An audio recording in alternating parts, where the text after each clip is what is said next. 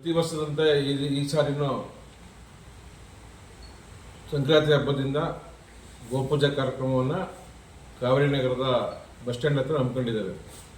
ಈ ಒಂದು ಕಾರ್ಯಕ್ರಮಕ್ಕೆ JDSನ ಯುವ ರಾಜ್ಯಾಧ್ಯಕ್ಷರಾದಂಥ ನಿಖಿಲ್ ಅಣ್ಣವರು, ಮೈಸೂರಿನ MP ಗಳಾದಂಥ ಯದುವೀರ್ ಒಡೆಯರ್ ಅವರು, ಶ್ರೀರಂಗಪಟ್ಟಣದ ಶಾಸಕರಾದಂಥ ರಮೇಶ್ ಬಾಬು ಬರಿಸಿದ್ದೇಗೌಡರು, ನಗರಸಭಾ ಅಧ್ಯಕ್ಷರಾದ ನಾಗೇಶ್ ಅವರು, ಉಪಾಧ್ಯಕ್ಷರಾದ ಅರುಣ್ ಅವರು, ಇನ್ನಿತರ ಎಲ್ಲ ಗಣ್ಯರು ಆಗಮಿಸುತ್ತಿದ್ದರಿಂದ ಸಾರ್ವಜನಿಕರ ಹೆಚ್ಚಿನ ಸಂಖ್ಯೆಯಲ್ಲಿ ಬಂದು ಭಾಗವಹಿಸಿ ಈ ಒಂದು ಗೋಪೂಜೆಯಲ್ಲಿ ಭಾಗವಹಿಸಿ ಭಗವಂತನ ಕೃಪೆಗೆ ಪಾತ್ರರಾಗಬೇಕಂತೇಳಿ ಎಲ್ಲರಲ್ಲಿ ಸೇವೆಯಲ್ಲಿ ಪ್ರಾರ್ಥನೆ ಮಾಡ್ತಾರೆ.